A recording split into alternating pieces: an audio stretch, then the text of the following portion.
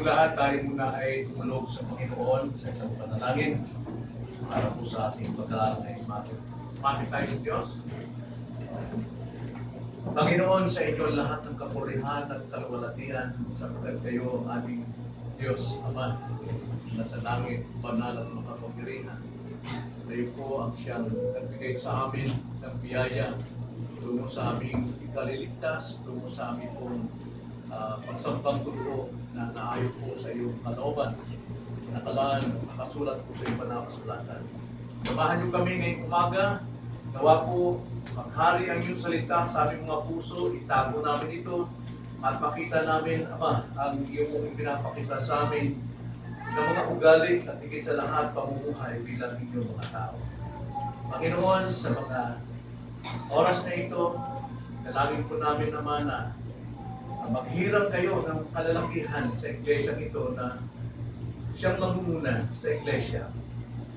Mga kalalakihan na kung saan hanggang mag-buwis ng kanilang buhay, alam-alam po sa pagpapahayag ng iyong salita, paano ang mga apostol ay nag-alay ng kanilang buhay upang maipahayag ang mabuting balita ng kaligtasan sa iyong pong mga tao.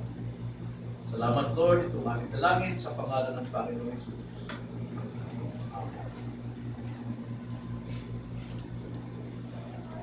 Nakita natin nakaraan na ayon sa 1 Timothy chapter 3, Titus chapter 1, at 1 Peter, mayroon pong 17 kwalifikasyon para po sa paghihirang ng isang pastor, ng isang elder. At nakita natin nakaraan ang siyam sa mga kwalifikasyon nito sa 17 at ngayon naman ay ating titignan ang huling 8 katangian na dapat nating makita sa isang tao ng Diyos na siyang mamumuna sa iglesia. At nabatid natin na ang 17 katangian ito ng isang elder, ng isang pastor, ay binubuo lamang sa isang salita, above reproach. Walang kapintasan. Maaring ang 17 ito ay hindi naman perpekto na makita sa isang tao. Ngunit, meron itong potential sa kanya. Na siya ay masasabi natin above reproach. Natandaan natin mga kapatid na ang kwalifikasyon na ito mayroon ng 2,000 taong mahigit na inilaan o itinalaga at ipinasulat sa banal na kasulatan at kailanman hindi ito mababago, hindi ito maaaring dagdagan o kulangan. Sapagkat ang lahat ng kwalifikasyon ito ay tinupad ng ating Chief Shepherd na walang iba kundi ang ating Panginoong Jesus. Siya yung Pangulong Pastor. At ang mahihirang sa iglesia nito ay mga under-shepherd lamang. Kaya dapat lamang na ang mga hihiranging pastor sa iglesia nito ay mayroon siyang kwalifikasyon na makikita natin sa ating Panginoon. Now, tignan natin ang huling 8 qualification na ito. Sapagkat ngayong second Sunday, hindi po natin may tutuloy ito, pero sa third Sunday, tungkol naman po sa deacon. So, unang-una, mapapansin natin, a pastor must be a lover of good. Sa Titus chapter 1, verse 8, ganito ang sabi, kundi magpapatuloy o magpatuloy ng panauhin, maibigin sa kabutihan, matino ang pag-iisip, matuwid, banal, at mapagpigil sa sarili. Ang sabi ko dyan, a lover of what is good. Hindi sinabing a lover of good, but a lover of what is good. Sapagkat pwede kang umibig ng mabuti na hindi naman talaga dapat na mabuti. Halimbawa, nanalo ka sa sugal, maraming pera, it's good. But that is not what is good. Kaya dapat piliin natin o piliin ng isang elder na dapat ibigin kung ano yung mabuti. Hindi lahat ng mabuti. Yan ang pang-sampung qualification of an elder.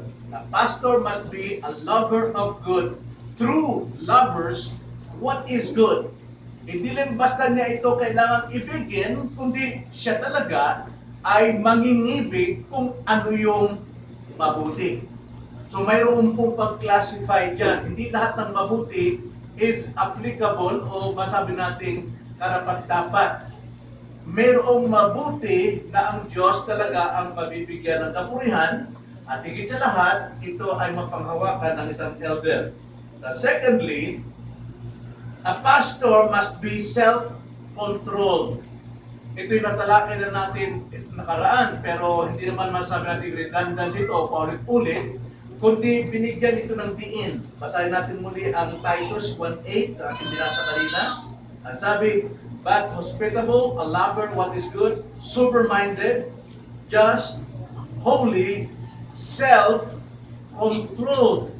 So yung sober-minded dyan, medyo may pagka katulad ng self-control. Sober-minded, yung matino pag-iisip, talagang self-controlled siya, pero iba naman yung tinatawag self-control. Basahin pa natin ang Titus, Timothy.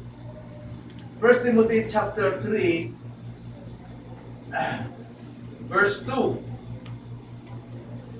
Ang sabi dyan, a bishop then must be blameless, the husband of one wife, temperate, sober-minded, of good behavior, hospitable, able to teach. Nandun po yung temperate, self-controlled.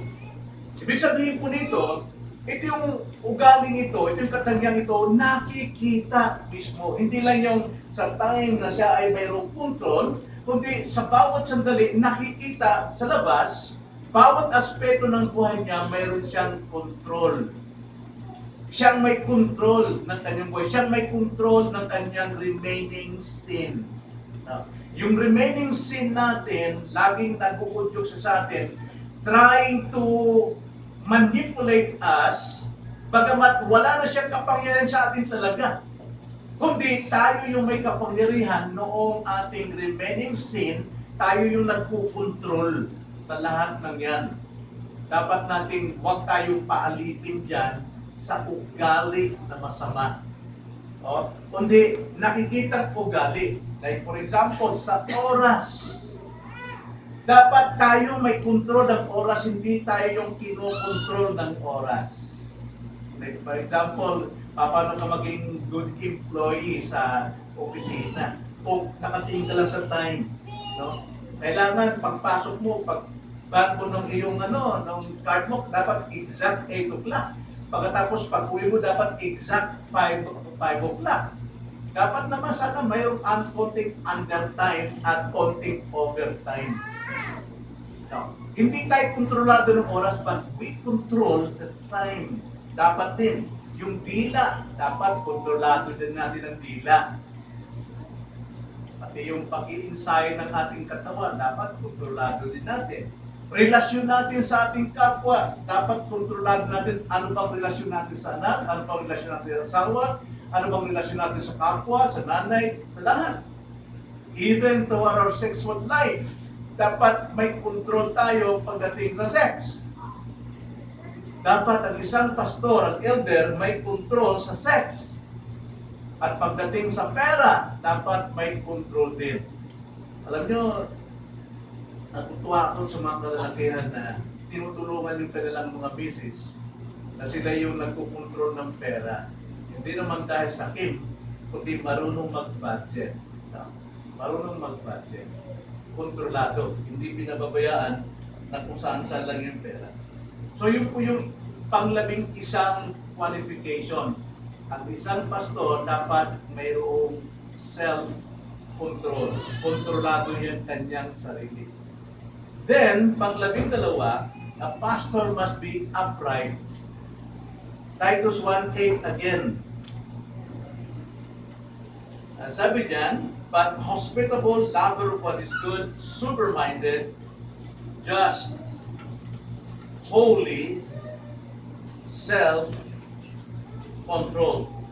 Yung just po dyan, upright, matuwid. Pag sinabi kong upright, hindi lamang siya ay isang basta lang tama o matuwid, dapat siya ay isang matapat. Matapat siya, malinis. Malinis sa kanyang relasyon sa lahat ng bagay.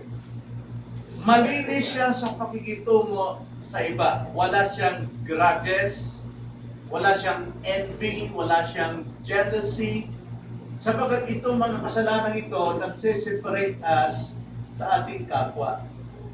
At the same time, God separate us from God. Kung hindi malinis ang puso natin, hindi malinis ang puso ng isang pastor, malayo talaga siya. Dapat siya ay isang upright. Then, pang-13, Titus again, the pastor must be holy. Banal. Basahin natin ulit. But hospitable, a lover of what is good, sober-minded, just, holy, self-control. Pag sinabi pong holy, buhay niya at puso ay nakalaan para kay Jesus. Okay. Iba po yung kahulugan ng banal sa iba. Sa ibang relihiyon, ang banal, ito'y nakukwenta lamang pagka siya ay namatay na. Binabalikan nila yung tao, yung nagawang kabutihan ng tao yun. At tinitimpang nila na sa dami ng kanyang nagawang kabutihan, so dinideclare nila isang banal ito. Dahil sa sobra ng kanyang nagawang kabutihan, maaaring makinabang yung mga buhay na manalangin sa kanya. Para yung kanyang sobrang kabutihan, makakuha yung buhay na nanalangin sa kanya, so magkakaroon siya ng pabor sa Diyos. Kaya maraming mga saints. Kasi nga naniniwala sila na sila'y sobra sa paggawa ng mabuti. Now, hindi po ganyan ang sukatan ng pagiging banal. Sapagat dito sa Bible, sa Corinthians, sa Philippians, sa Galatians, ang mga banal dyan, nagkakasala pa. Gumagawa pa ng kamalian, may mga rebuke pang pastor. Ang ibig kong sabihin ng banal, ayon sa Biblia, sa isang pag-summary lang, dati kang naroon sa lusak ng kasalanan sa lahat ng ugali ng tao o anong ugali ng mundo, naroon ka. Ikaw ay hinugot ng Diyos mula sa kadiliman tungo sa kanyang liwanag. You are now separated from darkness unto light. Kaya ang tawag doon, binanal ka. Hinugot ka sa kadiliman at ikaw ay naging pag-aari ng Diyos. Hinugot ka, nakalaan ka para sa Diyos. Yun ang banal sa Biblia. So, ang banal dito, ibig sabihin, buhay niya at puso ay nakalaan sa Panginoon. Kapwa panloob at panlabas na buhay niya ay nakalaan siya para sa Diyos. Tulad halimbawa sa akin, mahina ako, makasalanan, nakagawa ng kasalanan, nakakapasok sa mga temptation. Like for example sa atin men, mga elder, o sa mga lalaki, maging pastor, kapag nandun kayo sa lugar ng maraming mga kababaihan, ikaw ay nasa tukso. Nasa lugar ka ng tukso. Now, hindi po masama at kasalanan ang ikaw ay tuksuhin. Dahil si Kristo man, according to Hebrews chapter 4, verse 15, lahat ng tukso dinanas ni Kristo pero hindi siya nagkasala. So, ibig sabihin, bahala ng lalaki, maaaring naroon sa tukso, pero hindi siya nagpapatukso. Hindi siya nagpapatukso. Halimbawa sa akin, ako may asawa. Asawa ko si Ben. Mapunta man ako sa maraming mga tao, mga babae, mga ganda dyan, mga temptation dyan, hindi ko gagawin yon. Bakit? Nakalaan ang sarili ko para sa aking asawa. Yun ang ibig sabihin ng banal. Saan ka mang lugar, anumang kalagayan mo, nakalaan ang buhay mo para kay Kristo. Nakalaan. Kung tawagin yan ay banal. So, madaling salita, inilalayo mo ang iyong sarili, ang iyong puso, ang iyong isipan sa masama, at dahil nilalaan mo ang iyong sarili para sa Panginoon. You are now belong to God, so therefore, act, speak, and live as a child of God. Dapat naroon. So gaya po ng sinabi sa 1 Corinthians 10:31, whether you eat or you drink, yun po yung mga ibig sabihin po ng kahit nang kayo kumakain o uminom, ginagamit dito yung halimbawa ito sa maliliit na bagay. Maliit na bagay din kumain at uminom. Maliit na bagay lang yan. Pero diyan kinuha ni Paul ang halimbawa na dapat maging sa pinakamaliit na bagay sa buhay mo, gagawin mo ito para sa ikaluluwalhati ng Diyos. Yun po yung pagiging banal. Hiwalay ka sa karumihan, kasamaan, maging sa pinakamaliit, inilalaan mo ito para sa Diyos. Inilalaan mo ito. And ang isang elder dapat hindi natutokso. Kahit 1,000 pang tao nagkaisa na tama yung ginagawa nila, pero alam mong yan ay hindi sang-ayon sa banal na sulatan, separate from them. 2 Corinthians chapter 6. Get out from them! Do not be equally yoked with them. Huwag kayong makipamato dyan. Kaya nga, yung 1 Corinthians 10:31, medyo inelaborate ito ni Pablo sa Colossus chapter 3, verse 17. Ganito ang pagkakasabi sa Colossus 3, verse 17. And whatever you do in word, salita, or deed, sa gawa, do all in the name of the Lord Jesus, giving thanks to God the Father through Him. Dapat magpasalamat palagi. Lord, even the temptation, salamat Panginoon, sapagkat minulat mo ang aking sarili na hindi ako dapat magpatihulog doon. Salamat po, Panginoon. Even sa aking sariling desire, ayaw ko magpatihulog dyan. Sometimes, meron tayong ganun, hindi mo nakuhatin ngayon, hindi ko feel. Huwag ka magpatihulog dyan. Yan ay temptation ng iyong remaining sin. So, a pastor must be holy. Nakalaan ang buhay niya para sa Diyos. Salita, sa gawa, ano man, dapat nakalaan. Then, 14th, pang-14 na katangian na hinahanap ng isang pastor o elder.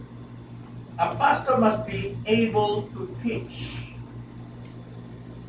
Able to teach. No, kung ating titignan, mga kapatid, hindi po tayo pipili ng isang lalaki. Ang galing niya magsalita. Mahusay siya magpalita. Mabulaklak na pananalita. O very charismatic siya. Hindi po tayo nakasandal dyan. Sa totoo, out of 17 qualification ng isang elder, there's only one gift na hinahanap. Lahat po ay tungkol sa asal, yung 16. Pero pagdating sa elder, isang gift lang. And that is able to teach. Able to teach. Now, pag sinabing able to teach, mga kapatid, mahusay siyang magturo. ng doktrina. Alam niya kung paano niyang ituro ang doktrina. Mahusay siyang magturo ng pamamaraan para itayo ang katatagan at kalakasang pananampalataya ng isang mananampalataya. Kung ating babasahin ang 1 Timothy chapter 3 verse 2, ganito lang ang pagkakasabi. Kailangan ng obispo o pastor ay walang kapintasan, asawa ng isang babae, mapagpigil, matino ang pag-iisip, kagalang-galang, mapagpatuloy ng panauhin, mahusay magturo. Ang sabi niya sa Tagalog, mahusay magturo.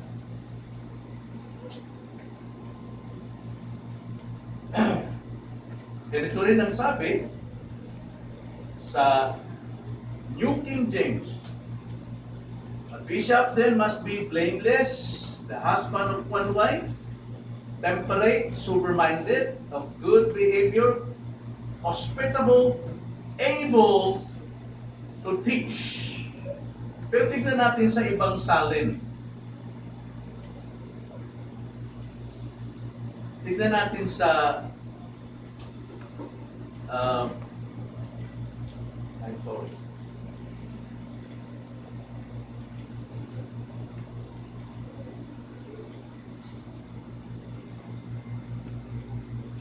Pare-pareho lang, pati sa English, able to teach.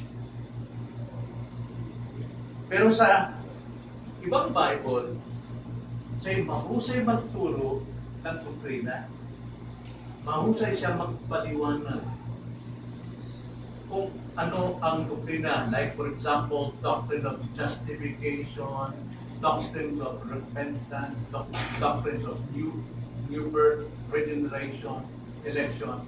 Yun yung mga doktrina na dapat alam niyang ituon. At ang tuturuan niya, maaari siya makapagturo ng isa,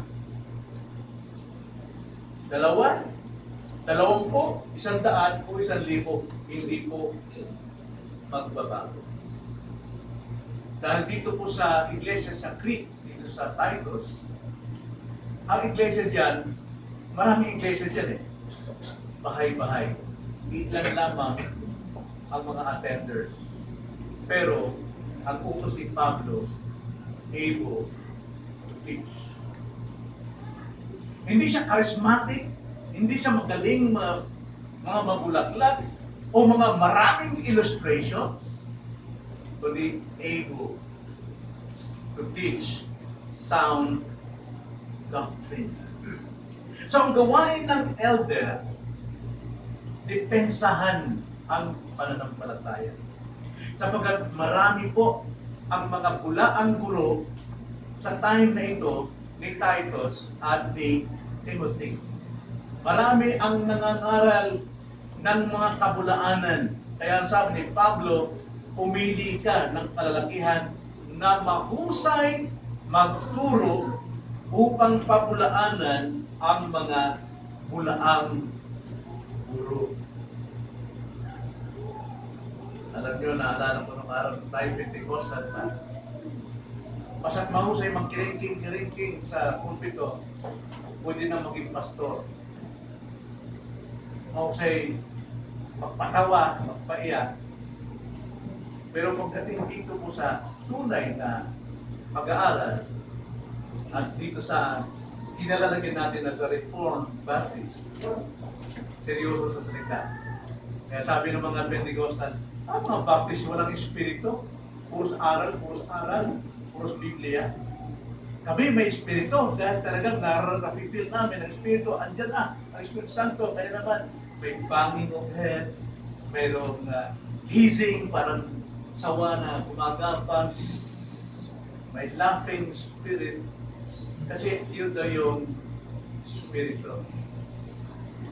Pero ang espiritu, kumikilos sa word.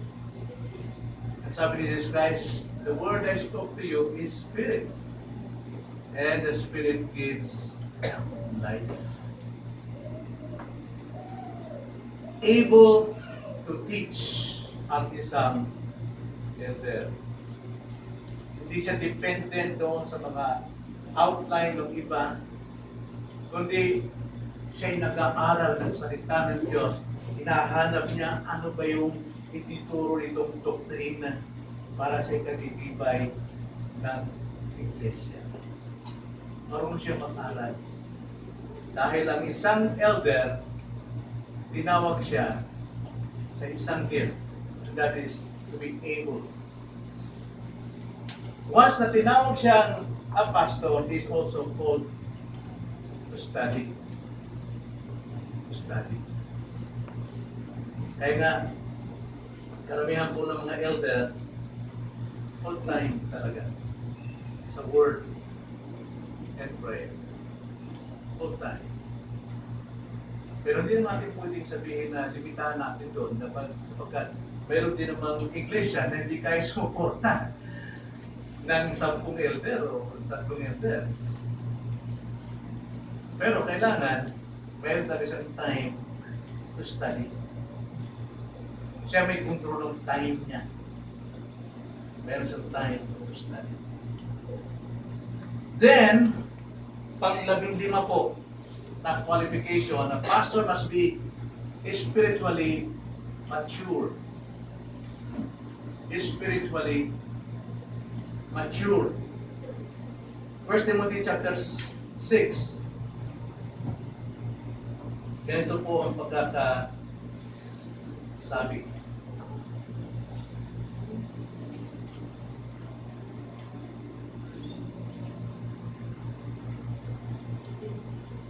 Hindi isang baguhang hikayat.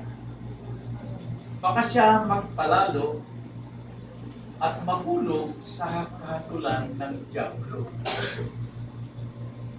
1 Timothy chapter 3 verse 6. 1 Timothy chapter 3 verse 6.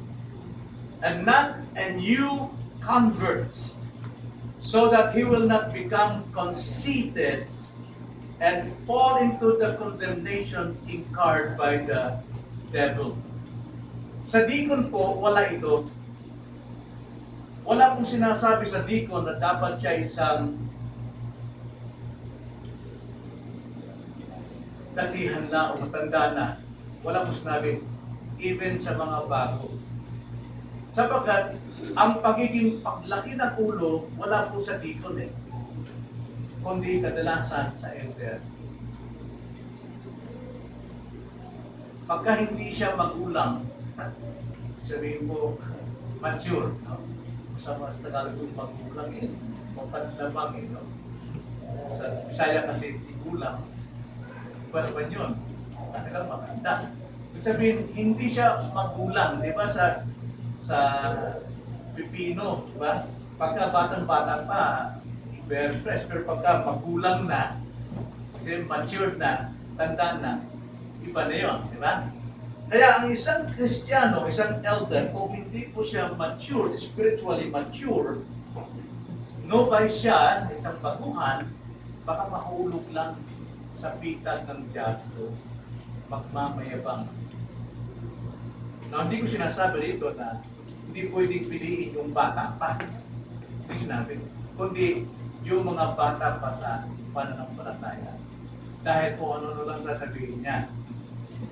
Isa, hindi makontrol yung sarili.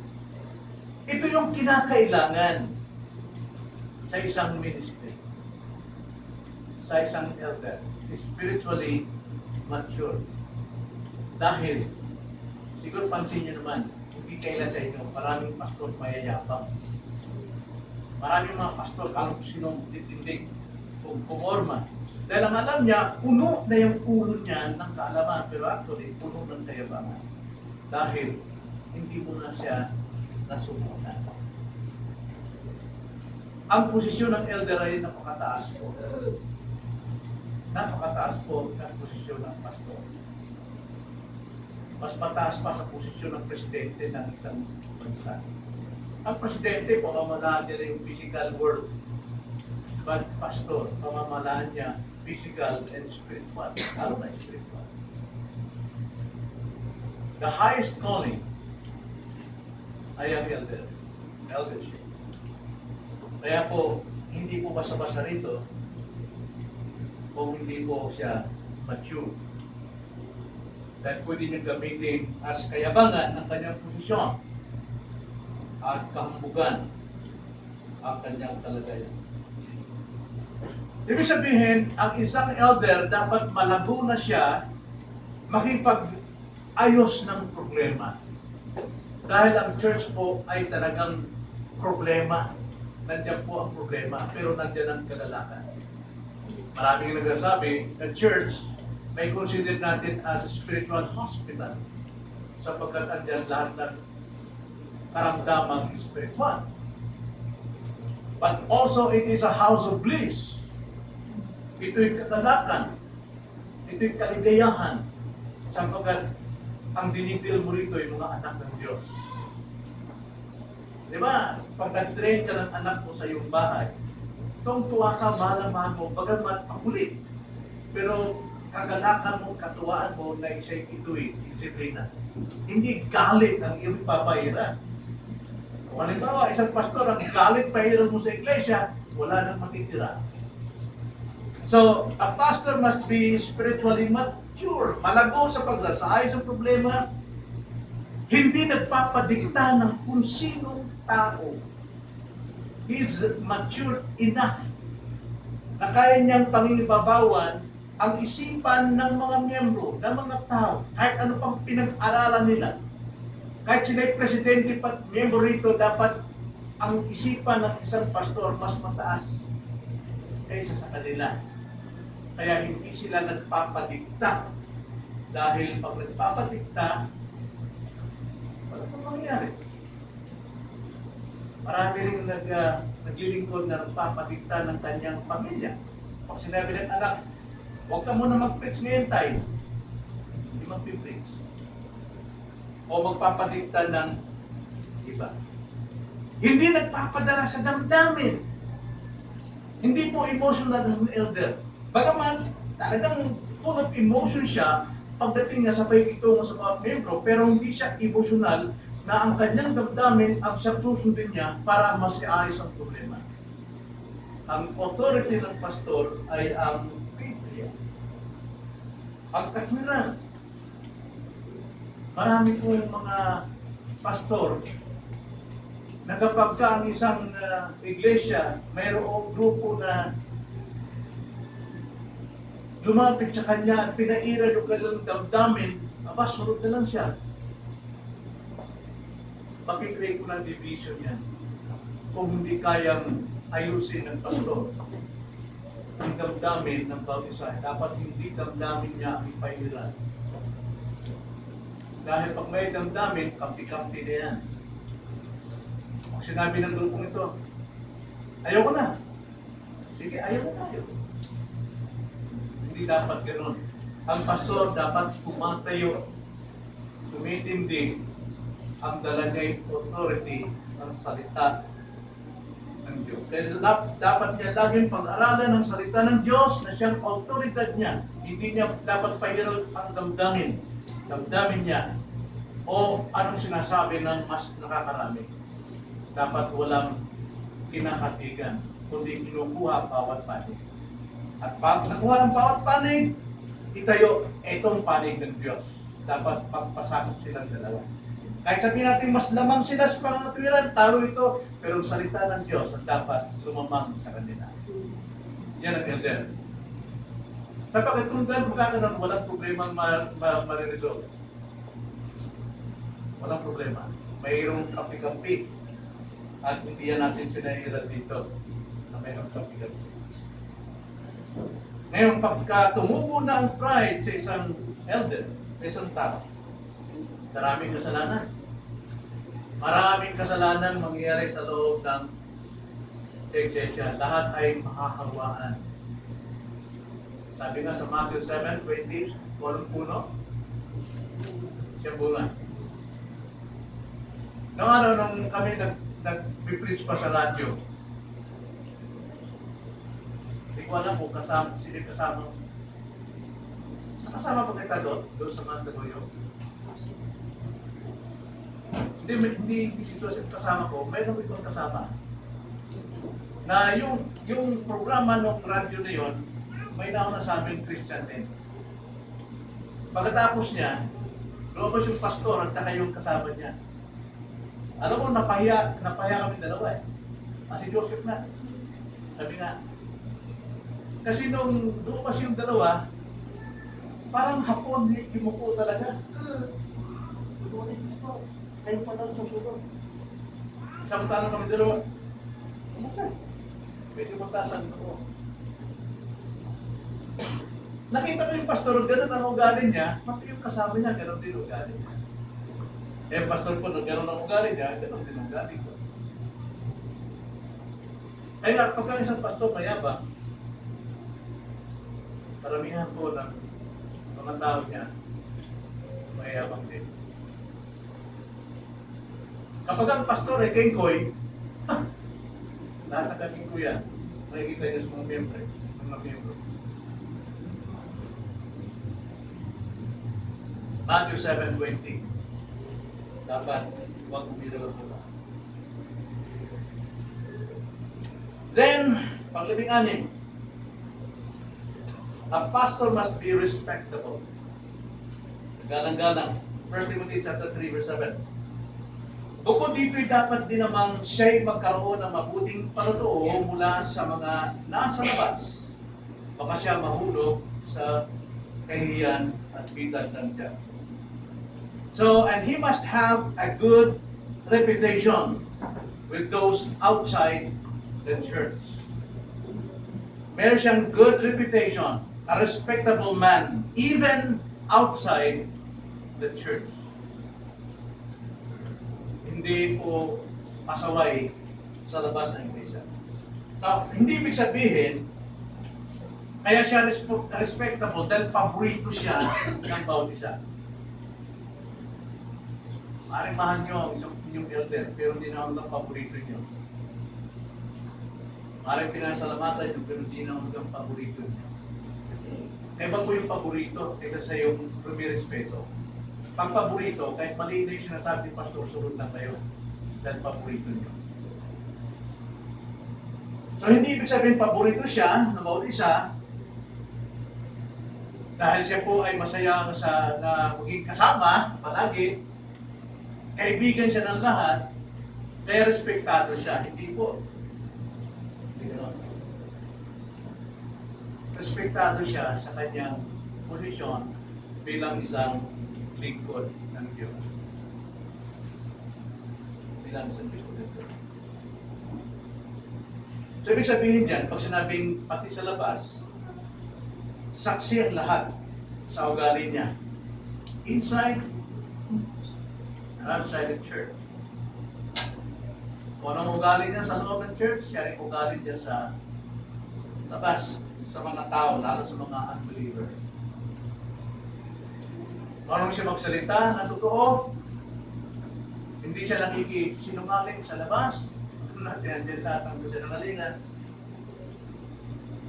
Hindi siya nakikisa sa kanilang gusto, kundi pinairal mo pa rin yung talagang autoridad mo, which is the Word of God. Dahil nagsasalita ka ng totoo, hindi natin alam. Baka siya ay madala. Walang pagkikiling. Kung mga araw tapat, 99% ipinamumuhay niya yung kanyang pinapangarap. Now, mabuti pong maging minsan mag-apologize ang isang pastor sa kanyang mga miyembro.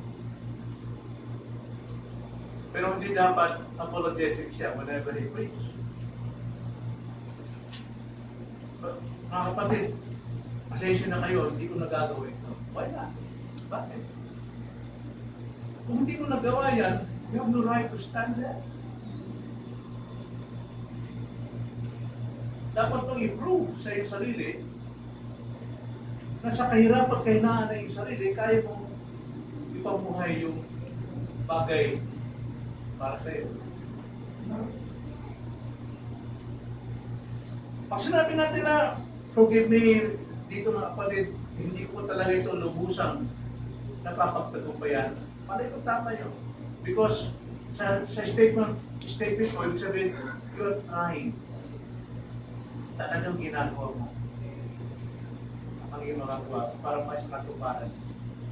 Pero kung isang buwan, 2 buwan, the same pa rin, mga kapatid, a pastor must be respectable sa kanyang salita, sa kanyang dealing, sa kanyang remaining sin sa labas. Ano? 99%, hindi ko sinasabing perfect. Kasi ang perfect ang connotation natin dyan, talagang wala na talagang pagkakamali, sinless. Sa Bible po, ibig sabihin ng perfect is mature. Sapagkat there is no other perfect maliban sa Diyos. Kaya pag tinukoy ang perfect sa Bible, be perfect for I am perfect, ang sabi ng Panginoon, be mature for I am perfect. Dapat pagsikapan natin maging mature sa lahat ng aspect ng ating buhay. So, nagalang-galang na talaga sa lahat ng tao. Hindi mahalay kung magsalita, kung kumilos, hindi magaslaw. Respectable. So dapat, sabi nga sa homiletics, dapat may ethos, pathos, logos. Ethos, malabas na anyo, malabas na kilos. Pathos, damdamin sa pangalaman. Logos, doctrine, paano sinasaysay ang kaluluwa. Then lastly, mga kapatid, a pastor must be an example. Ito yung sa 1 Peter chapter 5, verse 3. Sabi ni Peter, verse 2, made context. Shepherd the flock of God among you, exercising oversight not under compulsion, but voluntarily according to the will of God, and not for sordid gain, but with eagerness, nor yet as lording it over those allotted to your charge, but providing to be example to the flock. So ang mga elder, pastor, ay dapat uliran. Ulirang halimbawa, biblically, hindi sa ugali ng mundo. Marami pong mga uliran sa mundo ito. Marami po. Talagang, like for example, si Mabini, si Jose Rizal, si Andres Bonifacio, ay talagang uliran at kaya sinusunod yan halos sa estudyante ng UP. But not biblical example.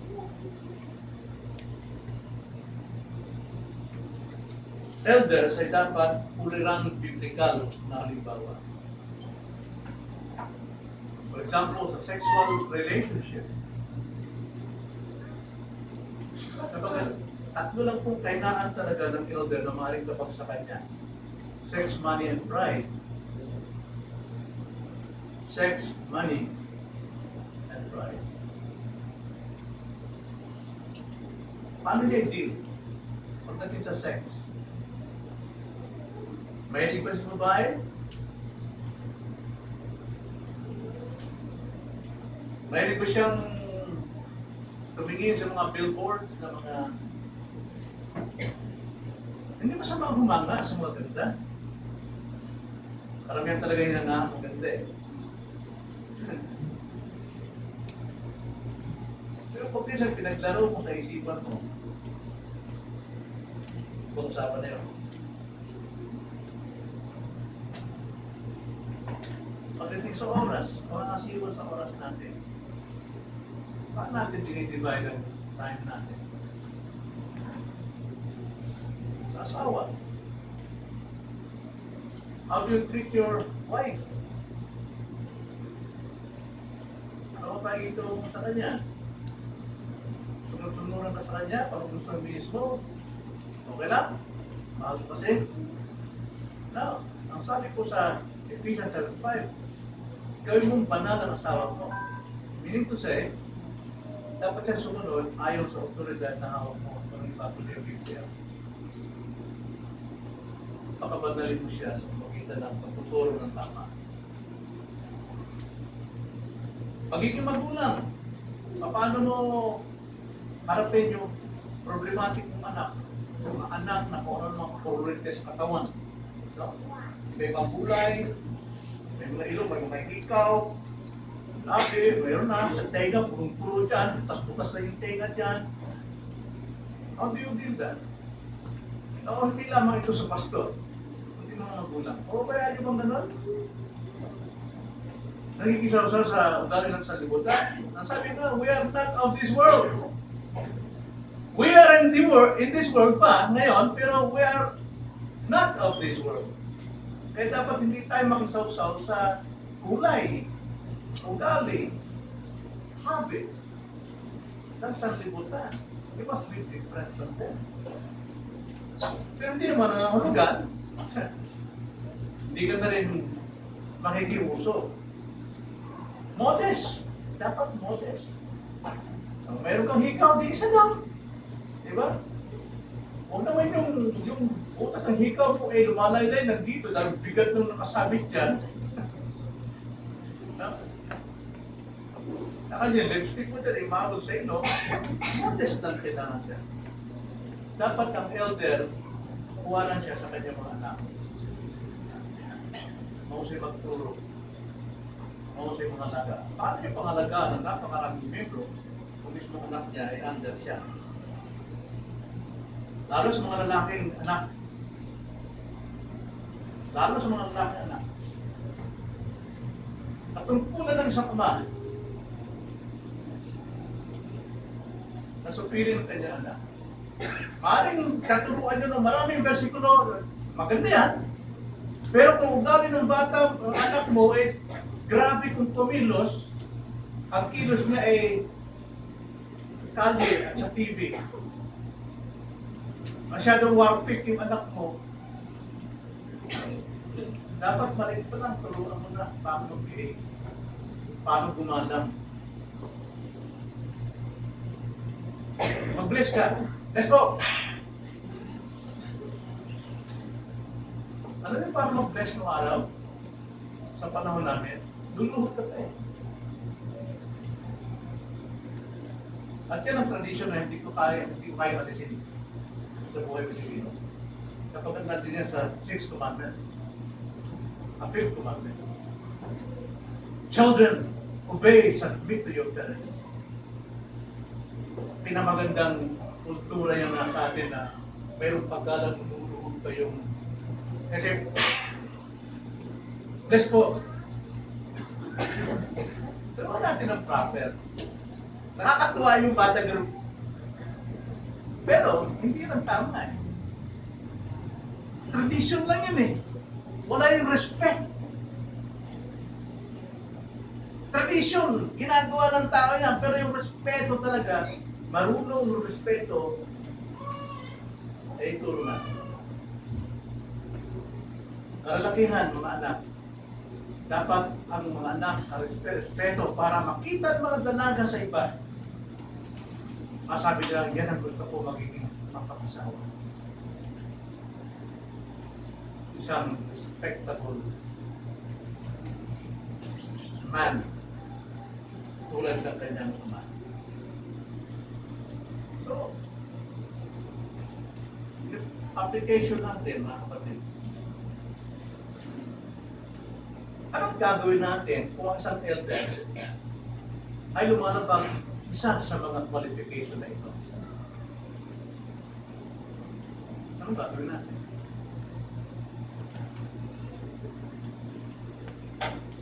Hatulan ka agad? O vulgar?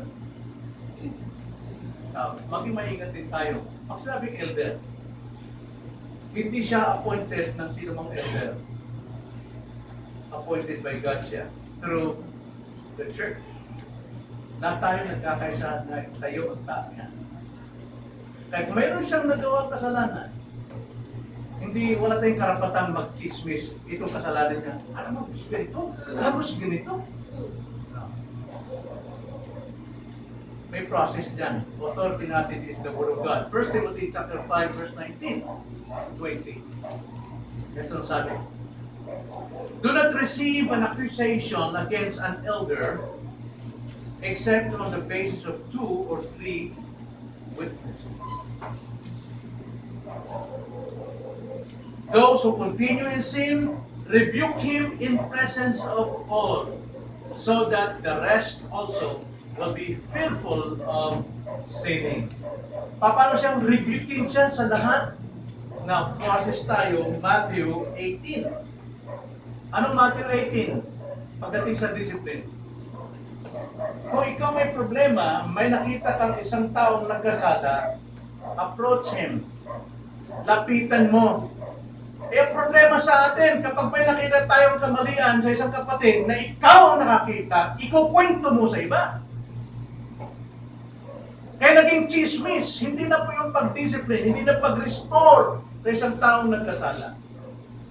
Go to him or her. Kausapin mo and rebuke him or her. Matthew 18. Huwag mo sabihin sa pastor, pastor, nakita ko siya. No, that is your responsibility. And you are accountable for that. Nasa constitution natin yan. At saka, biblical. Puntahan mo ang tao ito, kausap mo, God, sis, mali yung ginagawa mo. Pagsisihan mo yan. Kailangan pagsisihan mo sa Diyos. Kung wala siyang pag-admit, then pumunta ka lang, kumuha ka ng isang saksi. Ikalawang saksi. Tapos, puntahan mo siya ulit, kausapin. Pag ayaw niya mag-accept, pangatlo, sabihin mo sa pastor, sa elder. Ganoon din sa mga elder. Pagka-elder ng kasala, hindi basta ikaw ang mag-decision lang. Dapat sabihin sa church. Pero, may process. Matagal na process yun. Bigyan natin ng chance yung tao. Sabihin, yes, I'm sorry. Please forgive me. Bigyan natin ng panahon. Gaano ka tagal yun, makita natin na totoo siya na repent. Pero pag hindi pa, then, yun tayo na dapat natin gamitin ng corrective discipline. Ang sabi dyan, lalo na sa mga may katungkulan, deacons, o sino mga nandito sa church, rebuke them publicly. Talagang malaman ng lahat. Pero, sa process Matthew 18, rebuke him personally. Yun ang proseso. Personal na. Huwag kang maging kismoso at paninira. Kismoso. Na isusumbong agad sa iba. That is your responsibility that you are accountable sa pinagawa niya. Dapat mayroong hakbang. Huwag tayong basta tumanggap ng accusation. Must be 2 or 3.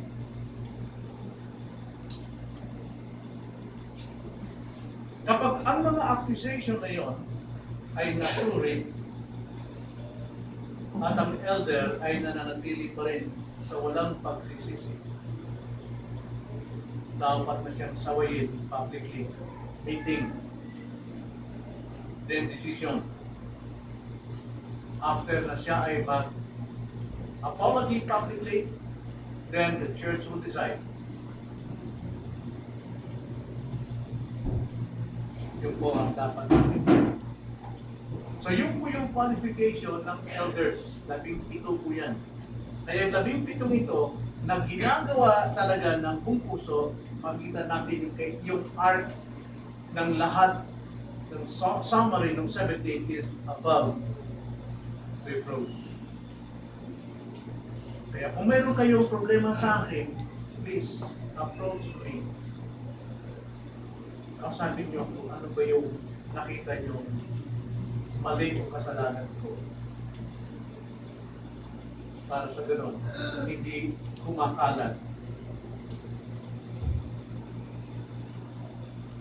Kaya natin ang Diyos ang magtanggal sa akin through the Bible. At willing ang bumaba. Kung hindi kayang pag-isihan, hindi ko kayang ayusin ang problema. Willing ako mag-step down. So yun po mga kapatid, pag-aaral natin sa qualification ng ganyan. There's only one gift. Lahat ay pawang karakter. One gift. Able to teach. Sound doctrine. Tayo na lang. Panginoon, salamat po sa iyong mga salita. Siya nagmulat sa amin, maging sa aming pansariling buhay. Bilang iyong mga tao, bilang iyong mga tinubos. Dapat kami magpakabanal. Na kami lumalayo sa anumang tukso ng kasamaan, kasalanan, dahil ang aming pong sarili, ang aming puso't buhay, ay nakalaan para sa iyong kalugatian. Nawa kami sa gawa namin ito, man, upang hindi po kami magkasala at laban sa iyo. Tulungan po ninyo mga kapatiran na piliin ang mga nakita nilang mga tao na mayroon pong karapat-dapat na katangian ito. Maaaring hindi perfecto, ngunit mayroong pagsisikap sapagkat ang mga lingkod ninyo ay patuloy na lumalago, tumatanggap ng mali, nagsisikap magtuwid ng mga sarili upang maging isang uliran ng halimbawa sa inyong bayan, sa inyong pamilya. Maraming salamat po, maraming dalangin sa pangalan ng Panginoon Jesus. Amen.